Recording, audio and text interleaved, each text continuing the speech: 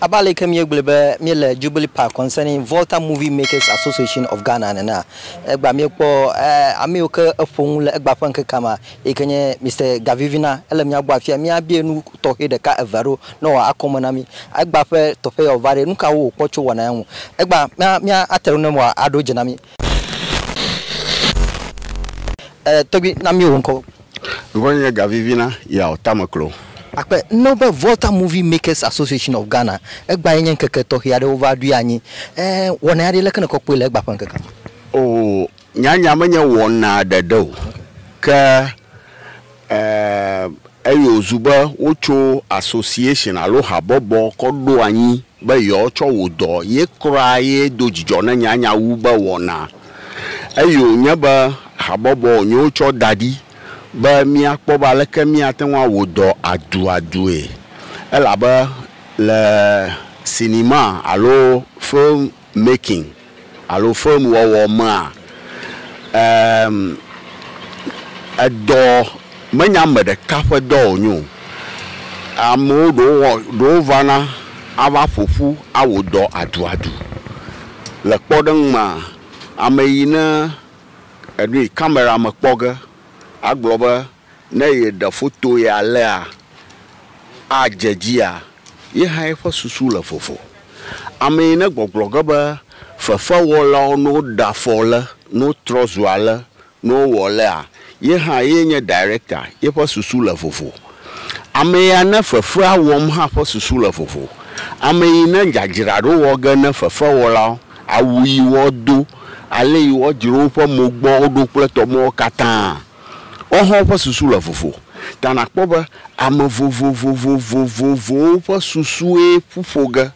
ta fla chere maba ma de blig blafia do hinyan tomaton avec coin avec nglonyigba adagbele na dojia ma jamu wa nginam ko kama hofo kakamiom ya fa do na ma udeka matan chochoga anya director anya cameraman anya fafa wola anya me na udoga na mo ameina jira mo do tana kpoba dowo da duadu yenya anuya tano nyaba fafa wola director so producer so ikafia ba me yona gadagama o katan wo va fofu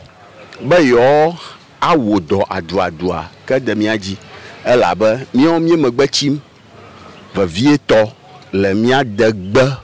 wa wona oma akpe benaja agba akomona mala na mi agblo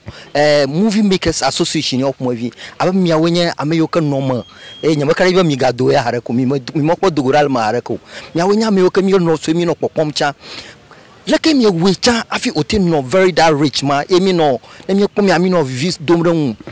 akpoba la fafa wo ma hafi na nya fafa wola alo na nya director abaye anu fafa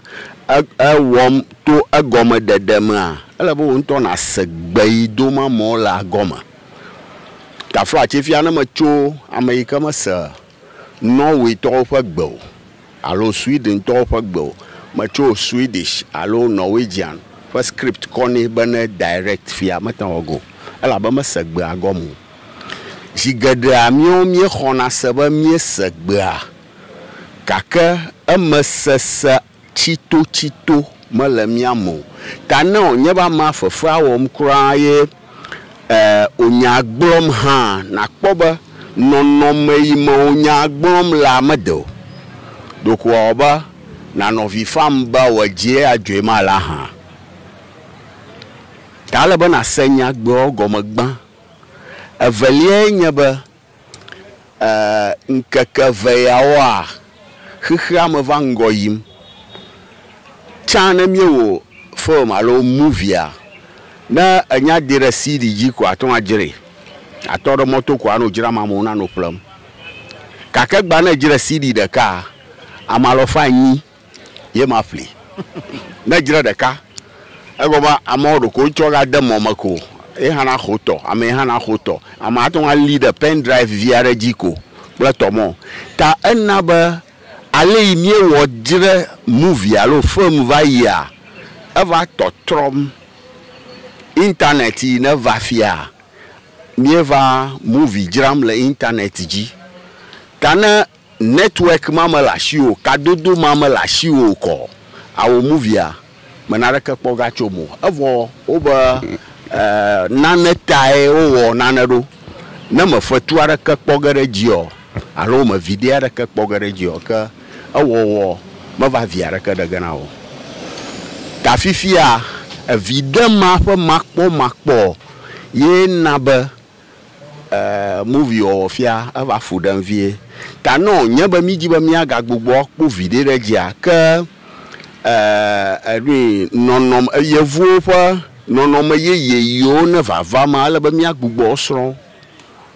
anya nchonchi anya le mi ajira mi afa do na la mo ma oji akpebe na ejema dom na mi eke na etoshi nyama odeka everton na mi jimi na akonu yama na mi le yema imo kwakple fifiade ameyo jimbi opo act yo agado acting me kwakple cham yama le acting me le kana ko po akpoba ala kporo ma nyafia sukuye masro acting la amado ha osure lo do kwishila pama kaka nyanya susu enyaba na bia wo acting adodua ko alaba na dey fa suku na dey fa suku a nyama ba na yire university na ba ho degree o kaka alaba na so kon wonye donation amaro yire university va so engineering amaro ha fita doko so le moto kaka onye ta alaba na so gba mo chonako be agaramu jigbodi ane no mi ashiva yi mi suria agbavio ma jima gbomdio la kwara mo ma fifia ma hojujo e ma va hoa ma duido kunya jiba ma akplo de vida ka vado ahedanchi afie do kaka jigbodi ane wo kono nya suria ma chochom na o ta matin vana vano na Center for National Culture afia ga popo vano la mo vano ye dajia ponye majujo akpebe na ekoma na male no nye bobe amare fomula afuma gbabe TV o value enu yo mopon mo value e Volta Regional TV station o value ya na ba mi apa enu oto yinde leka wo na kwe abamare kan na akpobe de na TV station la mi asha adam yaji na malio afoka daga miala hafi miato wa pokran kuhema kuhe de shiada ale na pokran adiada ayingo yenchi ola bana butamatwi mia papa gbea me donner le Ghana me donner le Togo me donner le Benin me donner le Nigeria pakpade akwe ta afiaba na cho mia papa fo na wo fafa onyu vagba anyu yena kwe ko dada amojia na manya TV station la Ghana ha na nya la moji ko la international na Togo tobe okwe okpoga na Benin tobe okwe okpoga afisia afi vagba dola da le khakha magodoko aton akwe ta na mi la lamba TV station na va hafia mi la laga de dinata miangu nyela laga de dinaton akpe nyama mleke na gbone ameyoka taflache galoshi kakoma nyanu kude enu yangbe. It is a big investment out there fifiao nyaka la jona gbona mo press be Volta Movie Makers Association ya over ejebe wakofa ga dem gbona wona magbule ale manyaba mama mfuga na okay magbule na mia movie makers o mia pa association ba hafi na ba ya abia madefa pepere nwa alaba na gbochiri adedowo na gomani wasa goma na sa goma na ngwo ifa gbala anwu woganala alei o dukoji daga platomo na nglo kamo kata hey daga halama alei wo dayen to haji na nglo nu mo kata afika ikpogo ha na lalama na nglo kata ko ini o khio sagomo be adaga mako ya ina gbonya re kama galio jigada amado li o blona bo mi vagba ma movie wo mo Pletomo, mi be no way, maglobo, ni ma gafa nyaelo. Obo cho, he na nglo budget ve. Na nglo budget ave ko. E ko gbogblo okay, mala bisi fiata mi adogo amagba. Na joa, na gakapom ne a minus. Azagomi. Yeta, manya bana ko budget ko akoyi na mo. Ala bana na nglo, mi yevu na ba proposal. Na nglo nyi yen tokpo ngui ne ya nye chodri la manaya ake nye chodri na duko katan alo fa duko katan ake nye chodri na oha pakpla mi plama yo na dowom de ake nye chodri na mi oha akpo katan na sego manwie ko ga chocho de ma afudago akpa bena do jina mi la gba fanka kam nyama mleka ya la shuna fa duko o fa duko anyai magblo ko enya ba no hano cho da lama na movie industrial volta elaba yontowe adukli dung ba sia gba gbogbomba mi agbagba jam na yo tano nyeba oba mi ajagbagba no cho da lama anu iji mola ona mi anya na mi da womo wona mi anya na mi da wom nyu ha wona mi anya elaba yevu ba na ho feedback cho amayo na dowom na gbo ye afina to wa otutureji na doyom na la akpa mijima bi onyare kalo lo fo movie wo na wo movie o emi on mi pe po vai la mo katamare movie ke ne na li na don kuji alo na ga pe a onye nu ke agbona o movie a ye act a edoji jona e ne na mo onyi play ku na directly o ma wo movie o fu question ada fu vie kaka magbloba na akpo Queen Latifa anya movie adaika e ma wo ma nyanto vivi sesele la mada no manya ta e ma no wo ma nyamaga no agbagba de kejamo nu nto roko no zozom akobena jagwa Queen Latifa abaleke wonto na actor do iko doji jono enyima na tochi na we Queen Latifa eke micho bena hojujo fie alo na no infie be anu pomde movie kawe li fifia ike na pobo wo kwa na ba movie ame o tochi la nlo ame we alo eke odoji jono aba mereka ike na le magbafia na npoma movie ka na pobo wo fia odoji jono le nyate poma movie yo makpo fukaka va do gba de kama do jijona malaka kan da susu ya le tabe afagbe ya domula afagbe amadadamu na afagbe adea wonto na fafa akpoma agara afutomano kaka na akpoma me ona gbe adoma wo fukpam to hafi nya gblom ta nya ma duida ba na amade jiba anya mano vagba movie poma kano movie awoma no ji vagba dola aku amada ba komisanyo ikasa vagba ntonto adoni wono setaji alabana mo vagba dum madadamo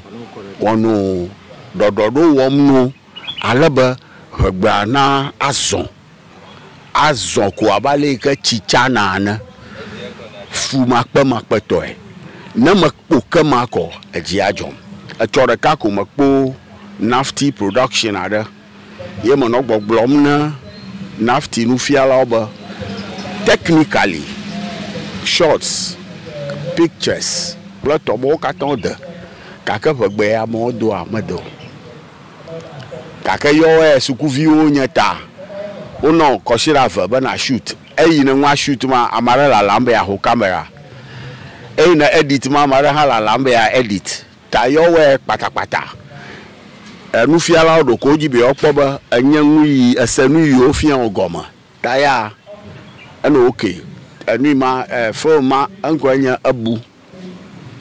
a technically beautiful e doji jona munto kaka pegbedodo akpɔtɔvie movie ado ike enonyi le nkeke yomo ike taflache ameyo kenye the main character no ma Melval nonyo ike inye chili mama na kpo woman ya enya make perform na very well ne kpo movie ade ike ne kpo o ame eja na gbagba lo movie ade kpo awo ye short movie so ko mekpo kaka nyima ton adonku because jigada unkoku yodo na ma ye nyanu ike na ton atoshi jiba yeta ye fa do na dojijo na ye kaka nyima kpo ye fa full movie ara kakpo ka do hima kpo extract via la akpada ko wadon koku na moko avo aha ntuara ha nyima nyanko kaka adon koku ya mala gbagba ya makpo ye fa short movies ado kpo nyama nyanko kaka akpele dam ko amaro gbona ko vocho fuseni ekpo ba mama la kporo mama ba de mam yombo fuseni aduka motowe angolo view kaka yin bawe kaka yin to ko chonko ma as kaka mama for example I don't have a nwie amamo fu mavi na nyama ba ma o movie da pagba ma amamo fu mavi maji bano do pagba nam koka adoyi woga komisanyo bona le set ajina ma maga bona fudago elabe amayo na sapagba nwia odom ho ka amaraka vado yika masio yo nchi kono papam do ka kana be kporo ma vovovo ado vi o masegbo ka amina gbona pagba correct gana mi dogero na mi le set ajia ofupaga akpa bana jagwa adonyi plemi edoje okatan plemi akpa